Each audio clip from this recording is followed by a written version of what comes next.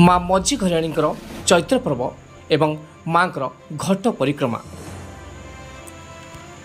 रायगड़ार अधिचारी देवी माँ मझी घरियाणी प्रसिद्ध चैत्र पर्व एवं झामु यात्रार रविवार दिन था तृतीय दिन। सेहीपरि शनिवार दिन संध्यारू माँ घटर ग्राम परिक्रमा कराई। यही घट आसंता मंगलवार पर्यंत जारी रहिब बोली मंदिर परिचालना कमिटी पक्षरु सूचना मिली। माँ चैत्र पर्व निमंते जिला बाहर शह शह श्रद्धालु एवं पर्यटक भिड़ जमिथार देखा मिली। मंदिर कमिटी पक्षरु भक्त तथा श्रद्धालु मानी माँ सुनाबर्ष दर्शन व्यवस्था को सुगम कराई।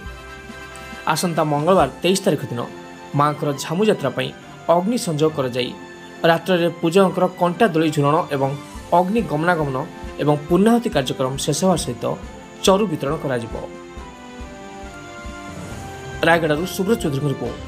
पड़ोस राज्य हिसाब से आंध्र प्रदेश, तेलंगाना, छत्तीसगढ़, आमर जिला हिसाब से आमर गजपति, गंजाम कलाहांडी सबुजाक जिला मानक भी दूर दूरांत जो भक्त मैंने आमती माँ सुनावेशटा दर्शन करेंगे से कड़ा सुरक्षा व्यवस्था भितर पुलिस मानक मुतयन कर जो दूर दूरांत आसपाई बस व्यवस्था कर पानीय जलटा आरंभ कर शुक्ला खाद्यर व्यवस्था कर कल रविवार था रविवार भितर आम अन्न प्रसाद भी कल भक्त मानक बंटन कर मंगलवार भी शेष दिन जोटा कि पूर्णाहुति कार्यक्रम अच्छे पूर्णाहुति कार्यक्रम में भी आम अन्नदान देवाई निष्पत्ति नहीं ट्रस्ट बोर्ड तरफ भक्त मैंने जमी सुरुखुर माँ को आशीर्वाद पाइपर से सब प्रकार व्यवस्था जमी मंदिर तरफ करवा सब निष्पत्ति नाला हिसाब से सब भक्त मान दर्शन करने कड़ा सुरक्षा व्यवस्था भितर दर्शन कर सुनावेशटा वास्तव माँ मझी घरियाणी पर्व विषय मोर दीर्घ 23 वर्ष अभिज्ञता अच्छी।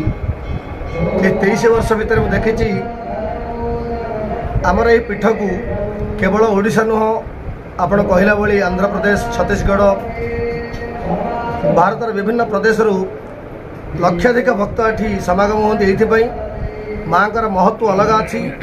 ये प्रभाव द्वारा जितेबाला माँ सुनावेश भूषित होती से भगवती मझी घरियाणी राजराजेश्वरी बेश होती एवं 5 दिन रे 5 प्रकार पूजा रूप में पूजा करिथाउ जद्वारा मंदिर परिचालन समिति सेमानकर संपूर्ण दायित्व एवं पूजक मानकर जो निष्ठा रही याद्वारा विशेषत्व होती रायगड़ा चैत्र पर्वर प्रत्येक दिन चंडीपाठ एवं चंडी यज्ञ अनुष्ठित होता है।